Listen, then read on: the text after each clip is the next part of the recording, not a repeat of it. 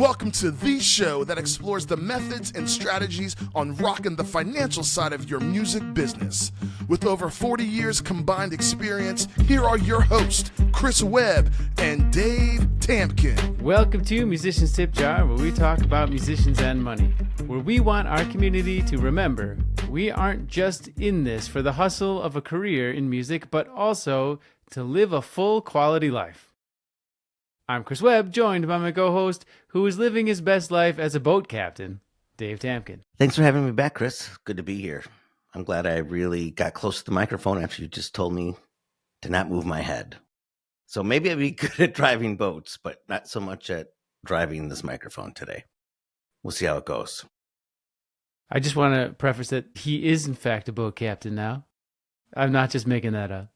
Got my Florida license, baby. I can maneuver the waves, the waters anywhere in the world. Yeah. Speaking of, doing different things, you couldn't get anything done yesterday because you're golfing? Every time I text him yesterday morning, yes, Dave, I'll handle when I'm done with the 8th hole. Yes, Dave, I'll handle when I'm done with the 12th hole. I mean, are you just living your best life on Friday mornings? That's the best time to go. I go early, like 6:30 in the morning. No one's there.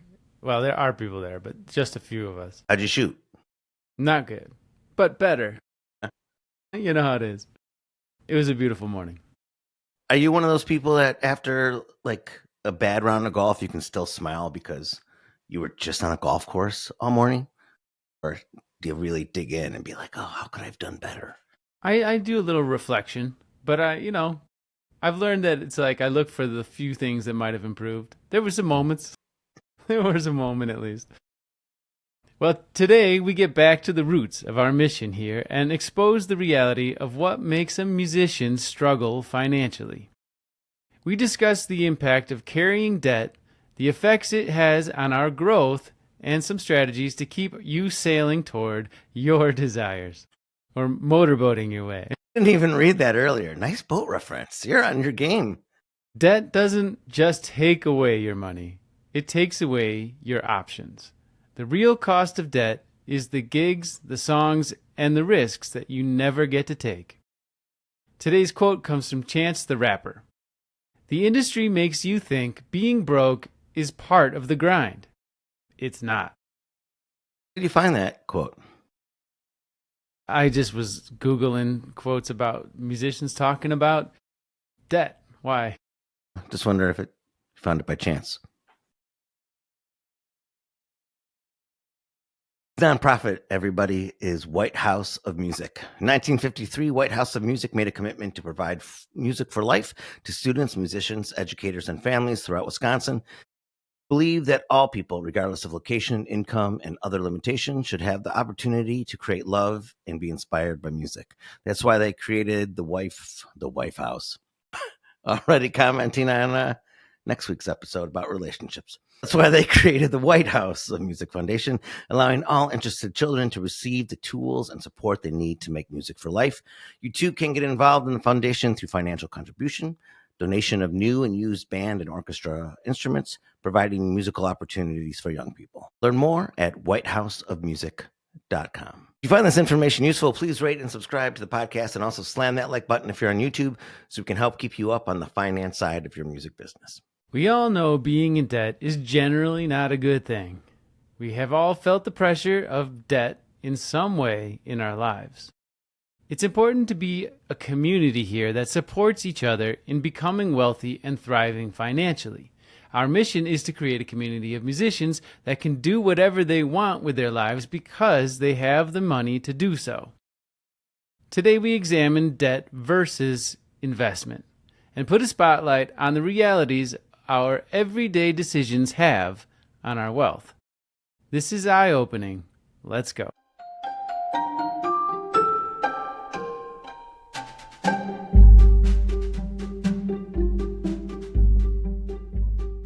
So I thought it would be a great place to start with some statistics that I pulled up and just talk about the reality that we face right now with the situation in debt. Obviously, we're not talking about the government is the United States' debt because that is growing faster than anyone can keep up with. But just within households, the household in 2024 in quarter one, and so this was a year and a half ago, reached $17.7 trillion. That includes mortgages, student loans, credit cards, and auto loans, and some other things like that. $17.7 trillion. Credit card debt alone is over $1.1 trillion, with an average APR of over 20%, making it the highest cost of any consumer debt that's ever been. And then student loans is roughly $1.6 trillion of outstanding debt right now. An average borrower owes almost $29,000 according to educationdata.org. Auto loans, $1.6 trillion. I mean, people love their cars. We know that. But they love cars more than they love their freedom, apparently, because they are so in debt with cars that they're making payments that are almost as large as some of their mortgages. Then there's delinquency. Delinquency on payments is rising, especially in credit cards and auto loans. Delinquencies are up, especially among borrowers between 18 and 39. So this is a demographic that I think we're talking to right now. And then, on top of all that, emergency fund savings.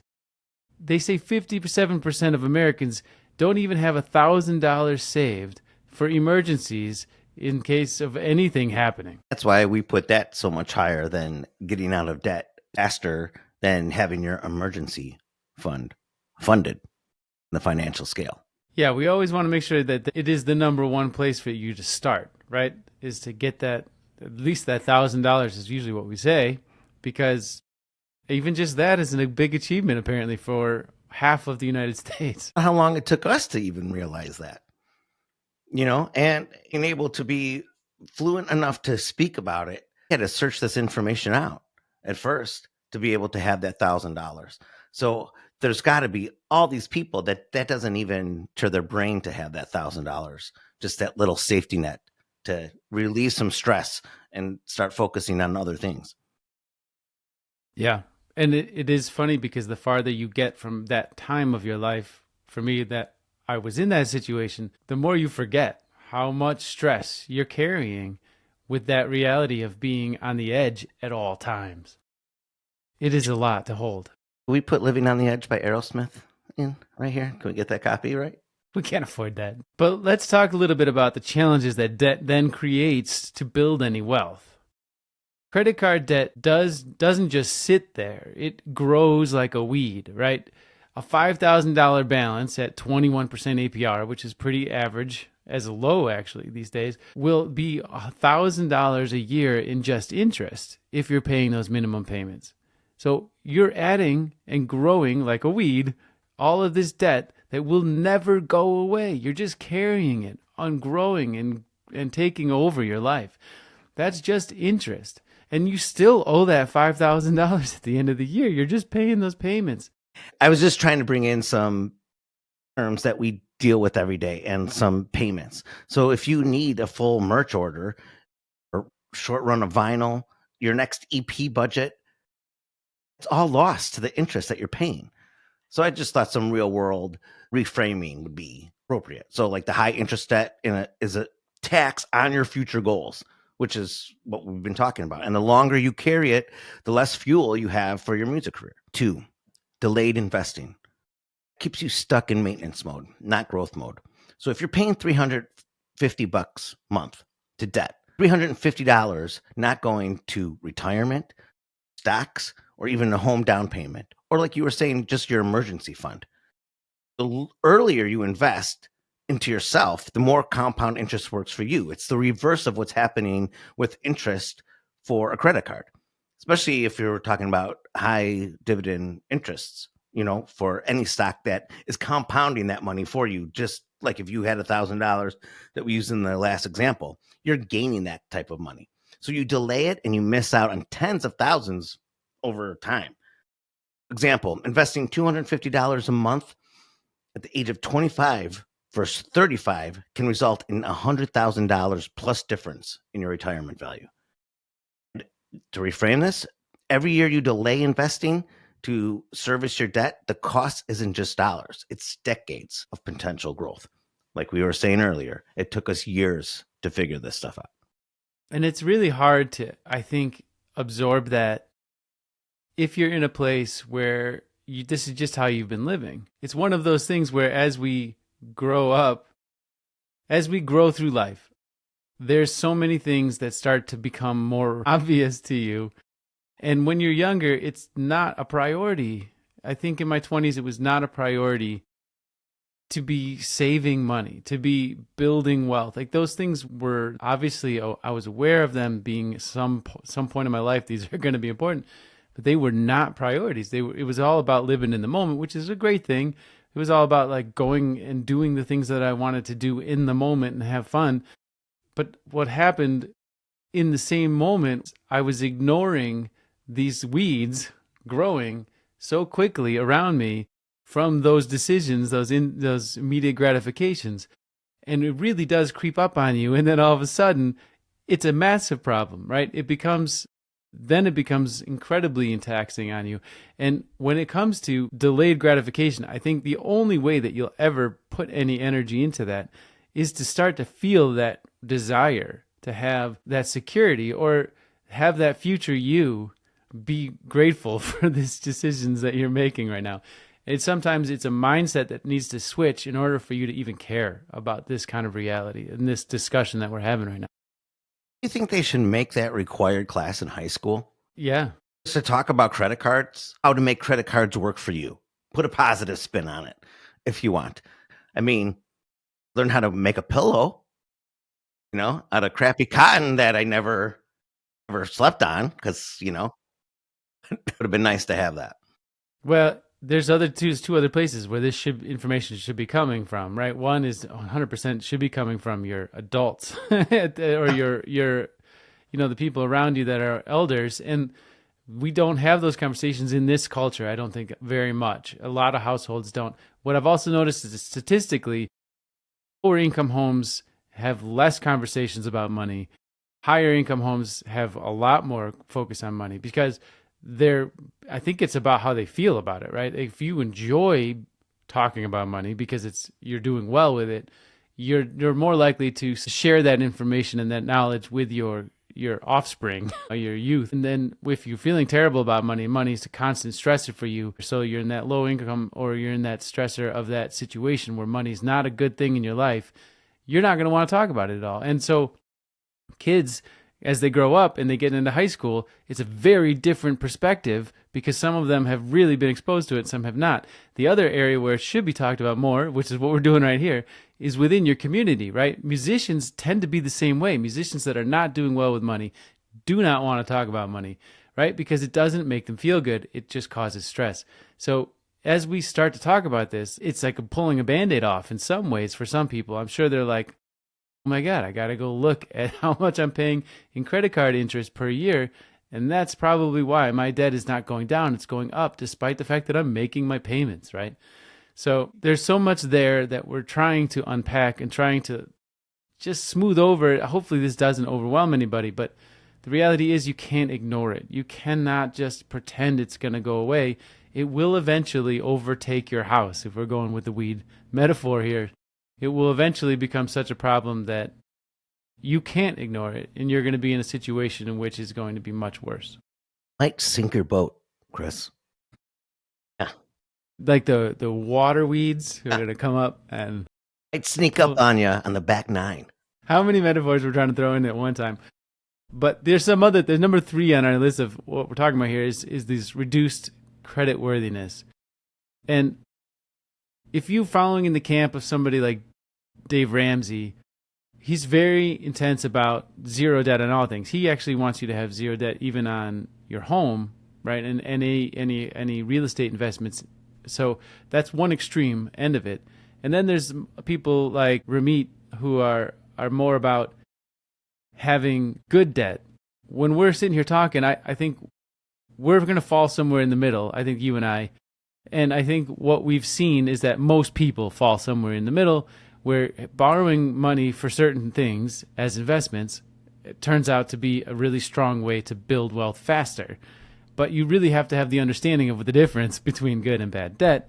And in addition to that, you have to understand how the way you handle your money is going to make you either qualified to borrow that money or not be able to get those loans. And that's what we talk about credit worthiness. Everyone's heard about their credit score. I think those advertisements do a really good job of making you curious about your credit score. But the main thing that affects your credit score is how well you're handling the current debt you have, right? High debt will almost always equal a low credit score. In addition, if you haven't been making your payments, if you're late on anything, if anything goes into default, that's all going to affect it in the worst way too. If you're opening too many accounts, that will bring it down as well. But the main thing still always comes back to what is your debt to income ratio and how are you handling that situation? A lower credit score is going to then mean you can't get approval on loans for a home or an investment if you're going to borrow for a car, which that was something I really don't think you should do. But even getting gear, like if you're in a pinch and you need to be buying gear before you have that money, which can happen in a healthy environment still. You can borrow the money, use it for the thing that you're going to make the money from, and then pay it off. I'm not against that. I just get cautionary about it because I see a lot of people never paying it off. But those things won't be able to happen if your credit score is low. So understanding that debt isn't just about the debt itself, but also about your ability to then make a good investment with good debt is going to also be hindered. Number 4 is increased financial stress. I experienced this quite a bit when I moved from Chicago to Denver because my whole gigging career just kind of stopped. And this stress hits harder than people think. It's linked to anxiety, insomnia, burnout, and even for me, like physical health issues. It was crazy. I was so nervous about having just the money for the next payment at that time. Financially stressed musicians can't take creative risks. They're too focused on survival. And I think even at that time when I was trying to take different gigs, saying this is the way I wanted to go as far as singing just original music or getting paid ticket venues, I had to take every single gig that came my way, no matter how much it cost. So all the things that we teach here was blown out the window because I was in fight or flight mode. I had to go as fast as I can. So you can look at like when every gig is about paying off a card, it loses all the fun and creativity. It's hard to say no to low paying shows or carve time out for your own music when you're experiencing that. That keeps your creativity small. So if you look at financial peace equals artistic freedom, that's what we're trying to talk about in these steps. And that does bleed into your sleep, right? And into your ability to be nice to other people. Have you ever noticed that there are 2 types of elderly people, the really happy ones and the really pissed off ones? I always think of, this is oversimplification, I know that, but I think of it like they made choices that have led them to those places. And one of them feels happy and relaxed and grateful, and the other feels stressed and regret, and frustration. And all of it is like always on their sleeve. But as in our age of things, and in between the youth and the old, there is a lot of that happening. We're just able to mask it more. Learning this stuff also reframes the way your future can look. So if you're a curmudgeon and you don't see a way out of being a curmudgeon, or the way finances bring you down, you're going to stay that way. But just like being creative in a musical place in your late 40s, and you think I can't grow anymore because of my age, that's going to bring you down. Finances too. If you can't grow anymore because you miss out on so many opportunities behind you, if you don't reframe it to say, hey, I could change the way I do things moving forward, you're going to stay that way. So hopefully these steps inspire you to say, hey, this is the way I've been doing things, and I can take each step and slowly move towards a better future financially and creatively. Well, the next one on our list is to talk about how this stops you from building any assets, right? We talked about the fact that you can't get the money if you can't borrow it. We also talked about the fact that you're going to constantly be paying towards debt instead of paying towards other things. So let's talk about what those other things might be, right? Debt payment often swallows up 20 to 50% of people's income. That is a massive amount, right? We're not even talking about your mortgage, if that was a part of your, your mortgage is generally going to be about 20% of your income for most people. But that isn't even counting what this is. This debt payment can often swallow up 20 to 50% in addition of your income. If that's the case, you pretty much have no money to be putting towards an emergency fund or to be saving for that tour that's coming up or that release and the promotion that you're going to need to do. All that marketing costs a lot of money. These are goals that you really want to be putting your money towards. These are the assets that you're building. These are the investments that you're trying to make. If you're putting 50% of your income towards debt of stuff that you've bought in the past, half of which you probably don't even remember what you spent it on, now you have no chance to be saving and investing in yourself. And that is a massive, massive disadvantage. And you'll see the difference between growth of artists that have the money to put towards these things because they aren't paying towards debt. And you'll see that they'll grow faster. Their results will happen quicker. Their motivation will stay higher. All of this is because of their absence of debt. Absence of debt. I said absinthe of death. And those are very different things than absence of debt. It is an awesome band name, Absinthe of Death. Number 6, limited job mobility and risk tolerance. So one of debt's most dangerous effects, it's limits your freedom to pivot if you need to.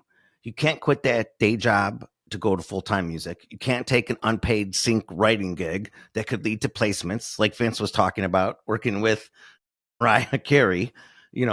Can't go back to school, invest in new gear, or move to different cities where you want to flourish as a musician, or can't even get to that tour to get to that music city because you can't pivot. So debt keeps you saying no to the very things that might change your life. Debt makes you cautious when success often demands boldness. And if you take that away from yourself, you're not moving forward in your career or life or financially. So let's give a real world example just to give the numbers of this concept. Let's say you have 10 grand of debt and you're going to have to put $350 a month towards that payment versus having $500 of just free money. You only have $150 left because you've had to pay $350 a month towards those debt payments. So now you have a difference of investing $500 a month versus $150 a month, right? So this is a simple calculation that we're talking about of having no debt versus having 10 grand of debt that you're paying payments on. After 10 years, between those two, you'll have $85,000 of money because of those investments of $500 a month versus $25,000 because of that $350 being robbed each month going to debt, right? That's 60 grand in lost opportunity because of paying debt of 10 grand that you spent in the past, right? That difference is huge of what's going to come for you in the future, whether because you're servicing that debt, you're paying back that debt versus not having any debt to pay back. So what's the real cost? Money spent on interest equals money not spent on music. That $350 a month is a minimum payment. It's not even just paying, it's just paying the minimum bill. So it's your creativity that's being siphoned away, your ability to express yourself as an artist that's being siphoned away because of that debt. That $350 a month, that's $4,200 a year, right? That could easily pay for a 5-song EP and the mastering. That could easily pay for a 4-week regional tour. That could easily pay for a PR campaign for your new marketing. New golf clubs. Or new golf clubs. That would be some real nice golf clubs. So that $5,000 credit card balance with a 21% interest rate is costing you $1,000 a year in interest, right? Money that should be fueling your music career, not padding a bank's profit margin because they totally take advantage of you. Can't say this enough. The mental bandwidth is burned when you're going through this. Debt doesn't just drain your wallet, it clogs your brain. Creativity requires space. Debt brings stress. Constantly thinking about bills, late fees, and survival kills your ability to dream big. So you might sit down to write a song, and instead you're spiraling out about credit score or your golf score from Friday morning. Mind is racing about next month's rent. You're not building next year's tour. It's emotional noise, baby. Yeah, debt is not just financial, it's emotional, right? And that is the part that we really want everyone to feel, is that we're not just talking about your problems with money, we're talking about the problems that it causes you mentally and emotionally. And it blocks you from taking those next steps. Your big career leaps that take risk. They take risk. All of this is risky, right? We always talk about that. Being a musician for a living is a very risky thing to do, right? Whether you think that that's a valid statement or not, it's truth in the sense that it's financially risky. And part of what it takes to do anything great is face that risk, right? And if you can face that risk with confidence financially, it's a huge difference in the likelihood of you coming out on the other end. And so, want to become a full-time musician? Well, you can't if 40% of your income is locked into a monthly payment, right? You just can't. You'll never survive that way. All you're doing is treading water, huh? Your boat's going down. You want to invest in merch and drop a vinyl, or hire a publicist? I mean, those things take upfront capital. You want to say yes to some unpaid opportunity that could be career changing? That's going to make you say no, because you have to go with the way that's going to get you the money to pay those minimum payments instead. Financial freedom is creative freedom in this case, right? Debt turns you into this cautious artist that's going to hold back from those risks that could turn into the biggest opportunities and those bold moves that can change your life. Those missed opportunities to build wealth. Lesson is right in front of you, because if you have debt, you're seeing how that company makes money off of you not being able to pay your bills. If you don't have that debt and could put that money somewhere that percentage of interest goes back into your bank account, that is awesome. That is true wealth. That money is working for you. So every dollar minimum payment, dollar not going to savings, retirement, or your next opportunity. You can't build assets when you're just managing your liabilities. I think for you and I both talking about building wealth, it's about having these choices where you can put that money.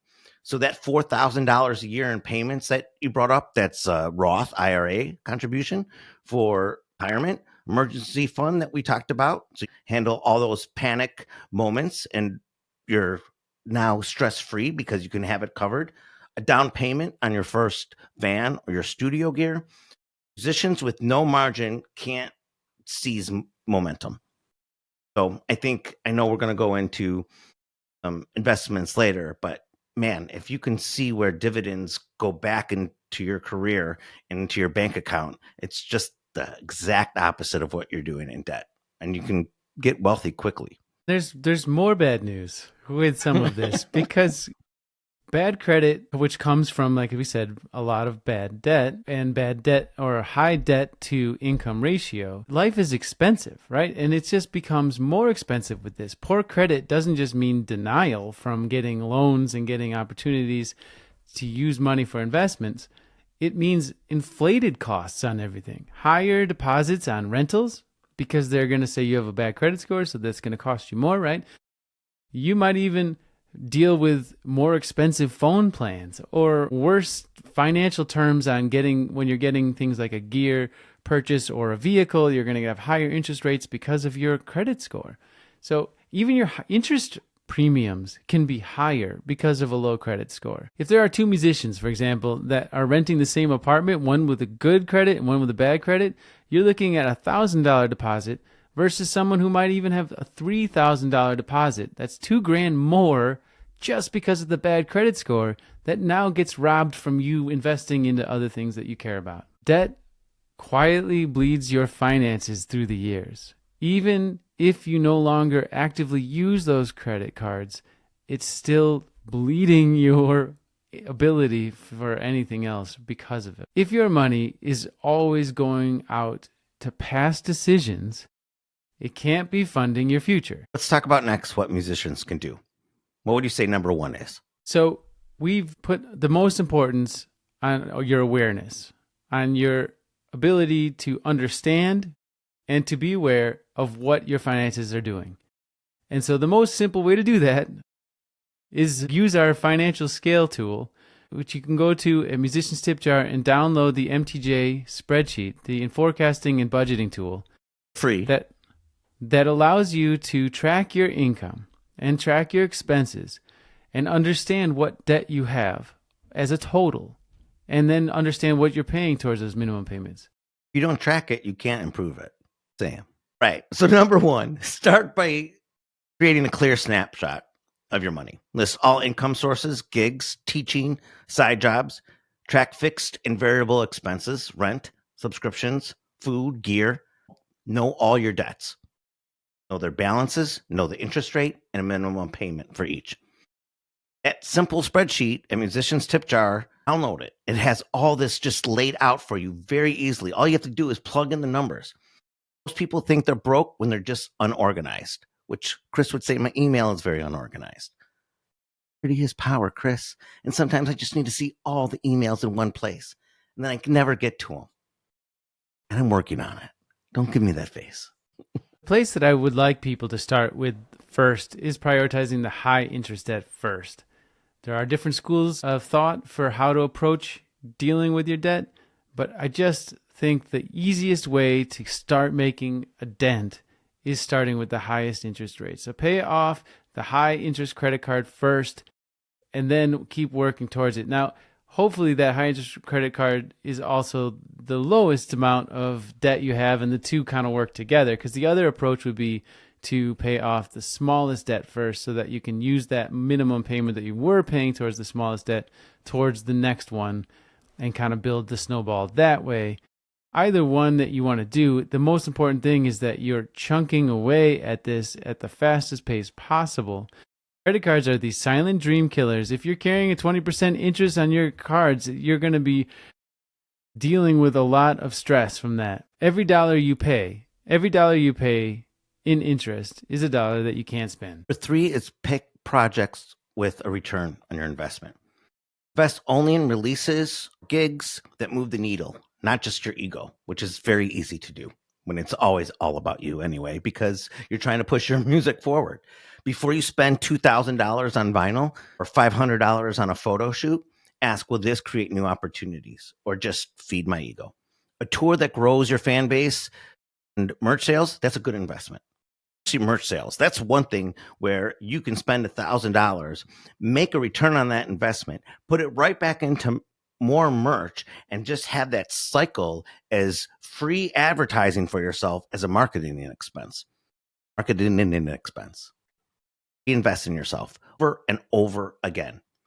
So focus on energy and money on projects that build your brand, your audience, income potential for yourself. And music is art, but your career is a business. I suggest we try to spend like that. And kind of along those lines, your music income should be used strategically, right?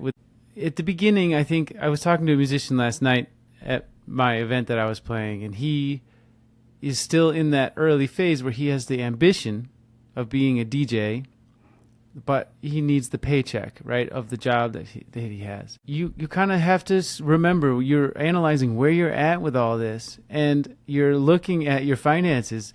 And I didn't ask him about his debt, but that would probably feel like an awkward question to ask in the middle of an event. But at the same time, it should probably have been asked, because the faster you get rid of that debt, the sooner you can make that transition, right, of doing the side gigs and hustling on the after hours of your day job and working towards a transition towards doing what it is you want to do full time. You know, money will crush that ability if it's debt, whereas it becomes the catalyst of getting you there faster if it's yours to choose what you do with it. So setting up a separate account for your side income might be a good way to do that, to kind of keep that money flowing and keeping track of how much you're making as an artist while you're working that day job, and using that money then to just fully pay off your debt and nothing else right now as it's a side gig. That might be another way to do that. If you have gone through all the steps of our financial scale, and especially you have an emergency fund and you've completely wiped out your debt, I would say start small investing. Even if it's $50 a month, it builds a habit I started with Acorns. I don't know if you've used Acorns before, but it would slowly round up like cents on my credit card or my debit card. So compound interest is your bandmate. You don't need a windfall to start investing. You need consistency. You can open up a Roth IRA, which right now I believe the government lets you write off $6,500 if you invest that each year. You can automate $50 a month or whatever you can afford, so you don't have to look at it as one price, even if it's 50 cents for every payment. Something like Acorns helps you do that and also shows you the growth, how small numbers can really add up. Or pick a broad index fund like VTI or the S&P 500. From 1986 to 2025, you invested back then, on average, that's a 12% gain each year on the S&P 500, which is huge. So a decade of small, regular investments beat the like big break that you were waiting for. That never comes. So you're investing in yourself. $50 a month at 7% for 10 years, that's $8,600. It doesn't sound like a lot, but over time, it's huge. And yes, I know we're getting a little bit intense about it because we are so passionate about it. We feel that we need to get this message out because we think it's one of the number one ways that musicians are being blocked from doing what it is they want to do. And that's not fair. This is one of those things where you could say this is not fair. Why do some people grow up with the education of knowing the danger that debt brings, and other people think it's a good tool to be able to use to get that car or buy that next iPhone that they want so badly, right? There is got to be some sort of communication within our community that makes us all on the same page, that we understand that debt is really just there to hold you back. With this bad debt will do nothing good for you except for make you feel excited to have that phone for the first couple weeks, and then you don't care about it anymore, right? Now you're just dealing with the debt for the next 10 years. So no matter where you're at, no matter how much this is affecting you at this point or not, you need to take account with what it is that you owe. You need to add it all up. You need to use our tool, go to that spreadsheet, and enter in all this information so that you are very clear on where it is you're at. And if your goals to get somewhere in this music career are being challenged by your income, we encourage you, the first thing to look at is how much of it is going out back to debt before you've had a chance to do anything with your money. So your one action step this week, if you're in debt, you need to focus everything you got on getting out of debt, figuring out what your strategy is going to be, and making a move towards it. If you're out of debt, which a lot of our listeners are, which is fantastic, you need to then create your investment plan. Because as Dave said, it doesn't take a lot to make a big difference, and time is your best friend here, so the sooner you start, the better. We know that your time is valuable, and we appreciate you spending this time with us and being a part of this community. It is our hope that you feel that sense of community here at Musicians Tip Jar, and that you'll help spread the word to make us all stronger. As always, thank you for joining us, and remember, there is already enough for everyone. You just need to know how to get it. Until next time, on behalf of Dave Tamkin and myself, Chris Webb, stay happy, healthy, and wealthy.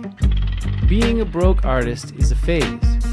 Being a financially trapped artist is a cycle. This is Musicians Tip Jar.